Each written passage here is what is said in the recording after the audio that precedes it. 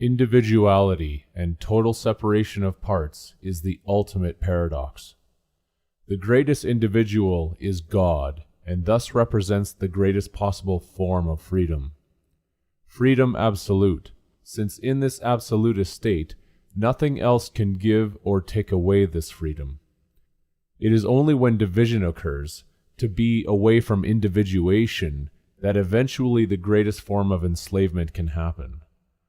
The more divisions that occur in a system, the weaker that system becomes until it collapses. Division, which is to have two visions, is to legitimately and definitively see oneself in a paradoxical situation, where both good and evil are on equal terms, to know both good and evil as stated biblically. It is to be equally free and enslaved at exactly the same time. The best and the worst coexist in the same moment. It is the crux or crossing point towards the species moving further in one direction or its opposite. More freedom or more tyranny and oppression. Hence, if one has properly discerned the symbol, perfect vision is the ability to visualize both perspectives in an equal frame and thus make a choice. It is not an error to realize that those who are more individualistic gear themselves towards conditions of freedom, even at the risk of their own personal safety. It is the representation of strength, since there may be no one to rely on for support, guidance, or answers to life's problems and difficulties. The risk of this is great, but so are its advantages, since strength in the individual realm is not generated solely on the physical levels, but is also acquired in the mental, emotional, and spiritual levels through persistent and ongoing efforts. Work in this regard is therefore never seen as a burden, since the labor for freedom is its own reward. This is what has always been meant by there being no outside saviors. On the other side of the coin are those who wish to be collectivists, achieving security in herd-like mannerisms and methods of thinking and responding to life's challenges. This way of living caters to weakness and groupthink, which inevitably creates cowardice and an inward proclivity to despise any who truly think for themselves. This has been the reason that the individual whom questions this reality and seeks freedom is continuously called a conspiracy theorist. This label is used as a method to psychologically blacklist the individual from the group-thinking herd. Individuality is given up for conformity and compliance, which are the pillars of all totalitarian regimes. The state seizes absolute authority to confer its so-called protections upon its enslaved populace who have stated that they are too weak to defend themselves against any and all threats. To the state, and thus the herd, the individual represents danger and uncertainty, and therefore must be eliminated from the equation of society. Taken symbolically, this is the legitimate basis for the 99% versus the 1%. Those who are the 1% have the strength of mind, character, and willpower to stay the course through all of the mental and emotional manipulation, proving every moment that they have the resilience and fortitude to stand alone. The 99% prove that they want to be saved, even if it means living in a state of tyranny and oppression. There are those who in this very tiny percentage have always been making Herculean efforts to enlighten the majority of their fellow species to a greater reality, only to be continuously met with ridicule, mockery, disdain, and even anger. Family, friends, neighbors, strangers, it has seemed vital and necessary to make these attempts continuously and repeatedly, even when in vain. Those who do this genuinely in the concern for the populace do so from the heart, which is all that matters regardless of the results. The 99%, which are the symbol of 9/11 and the Phoenix, march toward their fate through the acceptance of the global inventory system of the beast, while the 1%, looking towards quite uncertain horizons, face a test of spirit unlike anything that can be imagined, in which no promises are made and the future is unwritten. Salvation is an individual responsibility, as it was meant to be. God is the ultimate individual, and thus to be in communion with God is to intuitively follow that path. Those who live in trepidation and fear of ultimates, let alone microscopic problems, are not in communication with God, and are incapable of listening. God is in the silence of solitude, not in the noise of the crowd. To be an individual in communion is to accept complete responsibility for one's choices and actions, while to divert responsibility and blame others is the mantra of the herd. It is once again no accident that the term lame is in blame. The rulers of the world have the populace locked into a permanent position of terror towards their own mortality, and this keeps their spirit in shackles. They cannot hear that if death is real, then life is unreal, and if life is real, then death is not. Attachments can blind one to the truth, which is potentially the greatest root of fear. Fear is the loss of attachments.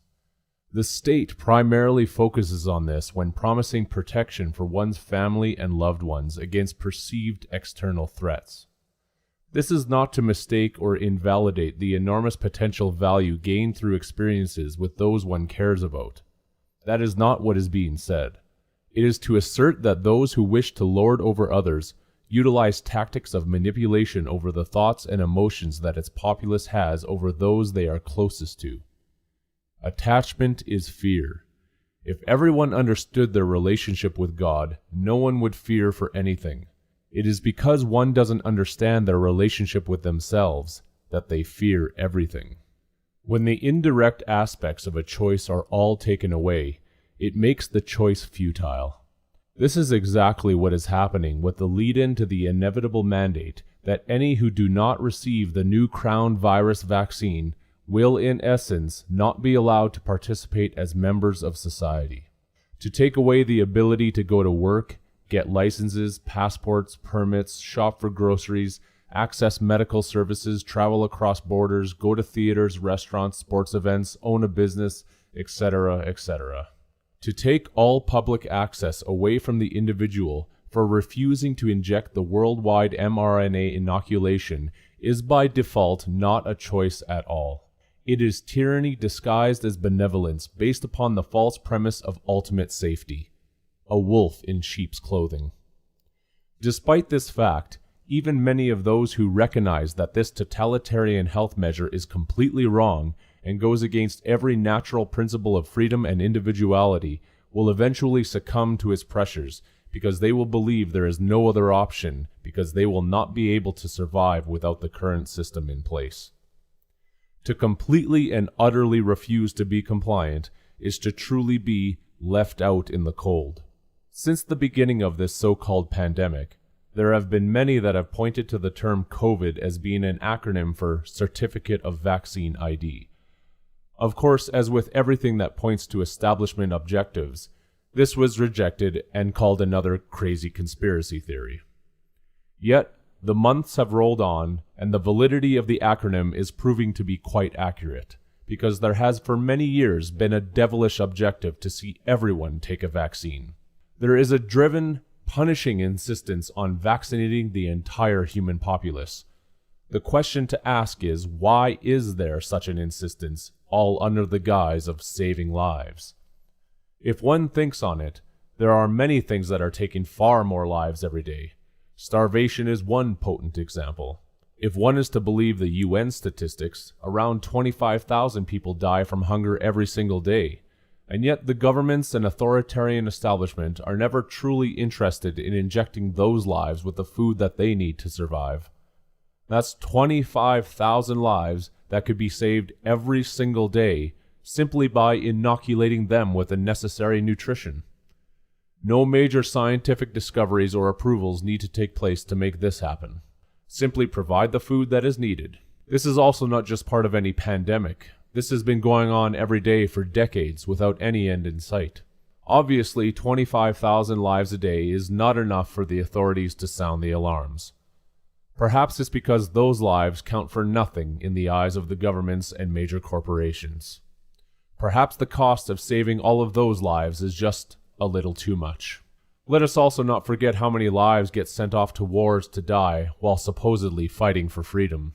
A freedom which doesn't exist under the same regime that sent those same people to war, regardless of who the victor was. The word vaccine is rooted in the Latin vacca, which means cow. This social group of animals is a perfect representation of collective animal behavior. The call for the human populace to all be vaccinated and reach herd immunity is tied into this groupthink paradigm. To be in the collective is to be a cow in the herd, a cow herd. Thus, vaccinations can truly spell out for us the herding of the nations.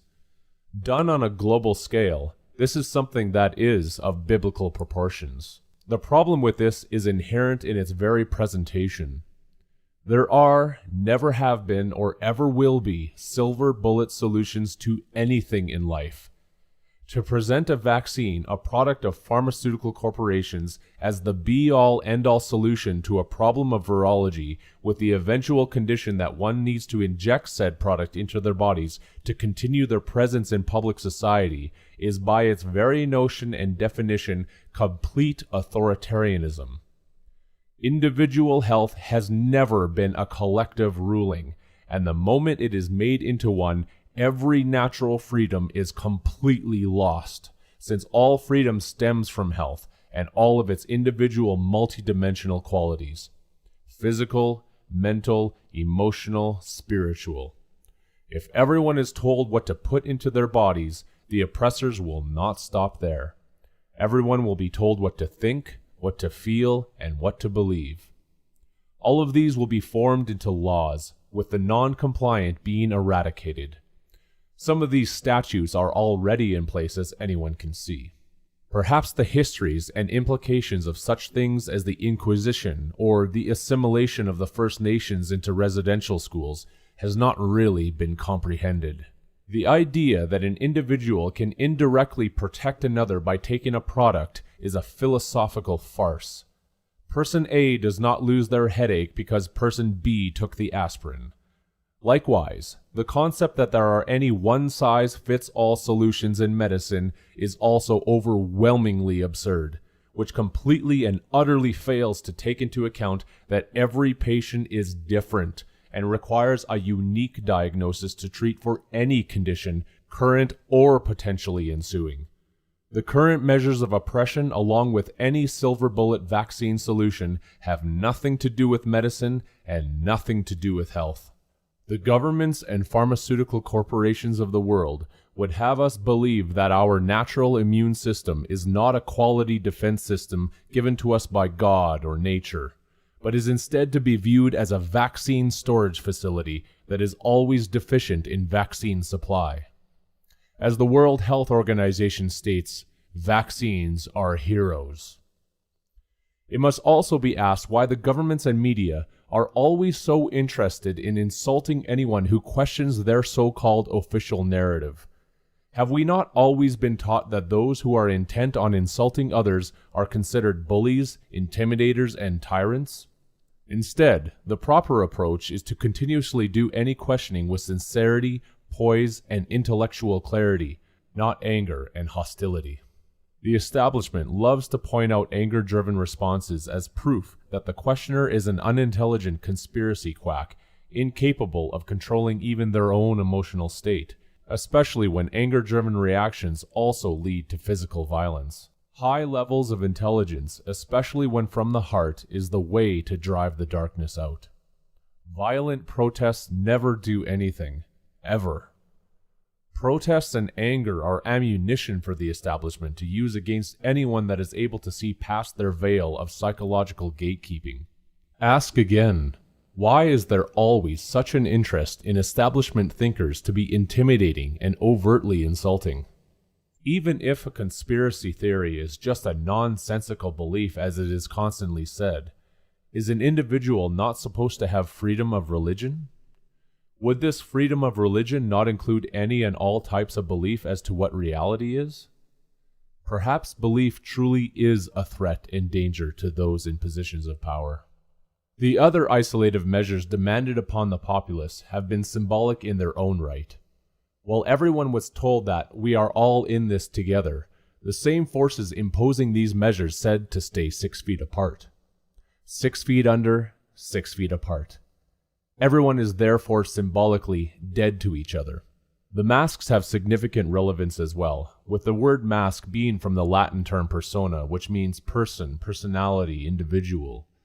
Masks are the grand symbol of conformity, where there are no longer free individuals. Everyone is simply another number in the collective global inventory system. Can anyone stay 6 feet apart from life?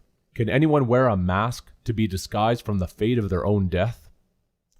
Ironically, the one and only way to permanently save a life from the grips of death is to not give birth to it in the first place, thus relegating the aspect of saving lives by using any measures into something that cannot ever occur. Physical continuity is the only thing that can ever be hoped for, and is the actual sales pitch to destroy freedoms in exchange for some type of perceived isolated protection. The aspect of quarantine carries within itself the symbolically significant number 40, which has been noted in previous works, among those 40 Weeks of Silence, which pointed out the symbolic correlation of the year 2020 with that of the quarantine. When one is dead, they are silent, and inversely, when one is silent, they are considered in the eyes of the authorities to be dead. When one wears a mask, they are silent. When one is in quarantine, they are silent. A maxim of law is that silence is consent. And 40 also symbolizes the birth or movement into a new world or new age, as linked with the 40 weeks of gestation in pregnancy.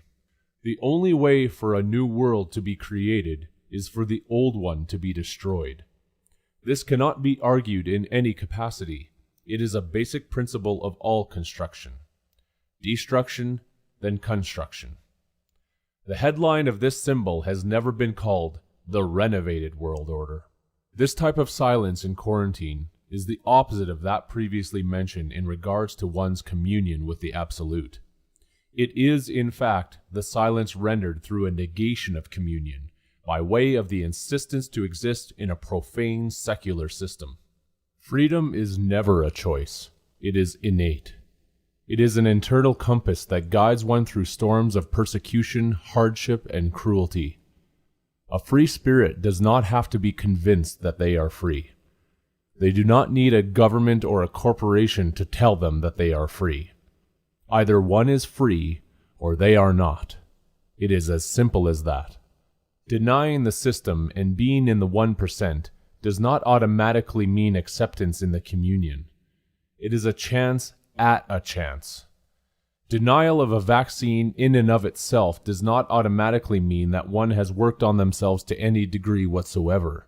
That individual may still have all kinds of hate and dualistic tendencies within themselves, ready to take advantage of others for personal gain, filled with ideals of usury and tactics of manipulation.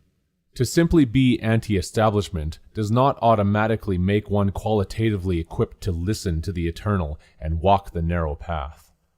Remember, all of this is a chance at a chance. There is no love or empathy from anyone who wishes to inflict a false choice upon the populace that ushers those who are non-compliant out of society.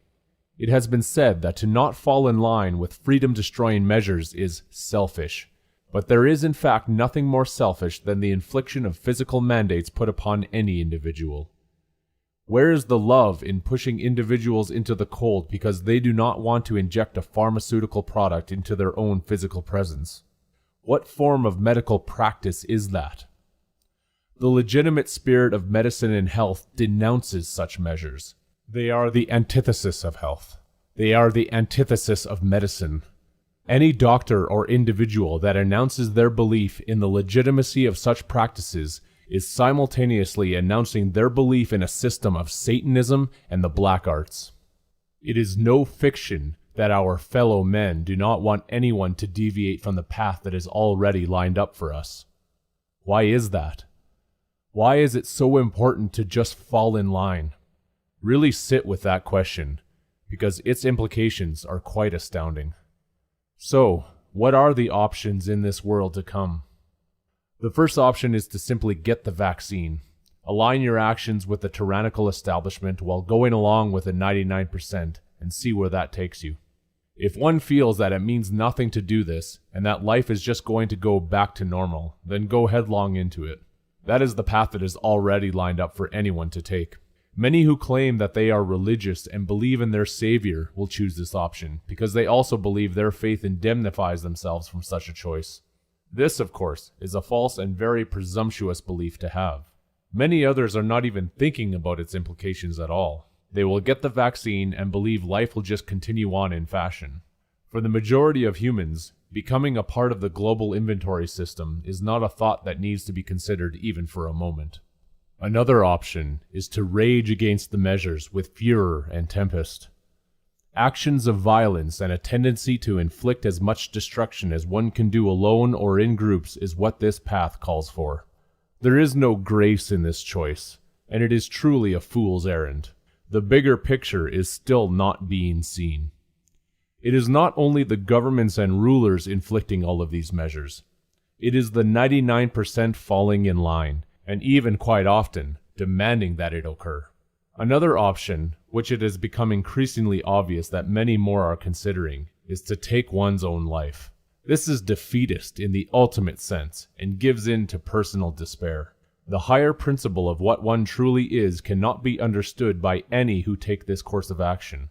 As with every bodily death, the individual does not die. Only the vehicle which the individual finds themselves in during this particular life experience. Despair caters to weakness, and weakness caters to this totalitarian system. Never take this option. There is always a better way. What else is there to do? Does one run away into the woods by themselves or with others and try to eke out an existence? Is this the method? What does this method mean, and can something like this even be sustainable? So what is the solution? What can the 1% or even 0.1% actually do? It's a big question, which will require a tremendous amount of effort to resolve. With enough energy and intention, it can be done. Remember, enlightenment is never found in the madness of the crowd. When enough pressure is put on any system, including the individual, that pressure can either be released or something else can happen with it. The pressure reaches its apex, which can then be turned inward, and it becomes atomic. The great paradox is resolved, where the indivisible becomes divisible into everything. God is in man, and man is in God. A thought at this point to be pondered is, what does evolution actually look like? Would it not be the most difficult process imaginable? If we are moving towards God, does God act like one of the crowd, or is God the ultimate example of walking in solitude? To stand alone is to not be with God, but to evolve further towards doing as God does. To be good is not a choice. Just like freedom, it is either inherent or it is not. Definitions, examples, or demonstrations are not needed to know and recognize this quality. So, to participate or not participate in an evil system is no choice at all. It still remains choiceless because to participate does not align with anything inside of oneself, but to know this is to be tested. The test of personal evolution is not designed to be some easy task where evil is not involved. How could it be? Would spiritual evolution just be some utopia where the boundaries are never pushed and nothing is ever known? One receives a check mark or is crossed out because of what is intrinsic to them. What is there to rage about against this? Societal pressure and influence are often incorrect guides, and these are often more of life's tests in our individual journeys to see what these experiences can pull out of us. Do we blame pressure and influence for making all of our decisions? Or is evolution perhaps about testing whether or not one can rise above these boundaries? The boundaries and pressures that weigh down one's heart because it is not in alignment with that basic principle which one knows to be correct. To truly know this is to understand that in freedom, everyone's path will be different. It is for this reason that no one can tell anyone in a concrete way what to do with their lives or what choices they should make. Not on either side of the fence. To do this would be to create another organizational authority, which would in time eventually lead to the same oppressive construct that we see before us today. That is not freedom. Freedom is never being told what to do, good or bad. This is often very difficult to comprehend, since the line between freedom and enslavement is paper thin. The individual that is truly free does not require permission to create a better world. The individual that is truly free recognizes when there is a constant and consistent pattern of fear and tactics of mental manipulation used by governments, self-appointed authorities, and even their fellow man. The truly free individual also recognizes that there is no changing this pattern, just as it would be impossible to pull darkness from the night. Energy and intention is instead focused upon creating a better world away from the manipulators and those who lust for death and war. A better world is created by the free individual, and there may happen to be other free individuals whose actions align with the principles of freedom. When pushed against a wall and left with no choice, these free individuals may send back everything that was ever tied to the governmental authorities, such as licenses, birth certificates, tax records, etc. As it was once said, "Render to Caesar the things that are Caesar's, and to God the things that are God's." When the last doors of the public are closed upon the free individual, there will be no reason to hold on to that which is Caesar's. They are asking for it all back because it is theirs, and it is given back. The free individual is not silently compliant. The free individual is free to create a better world with others that are free. The free individual is free to return to the source of everything. The free individual is free.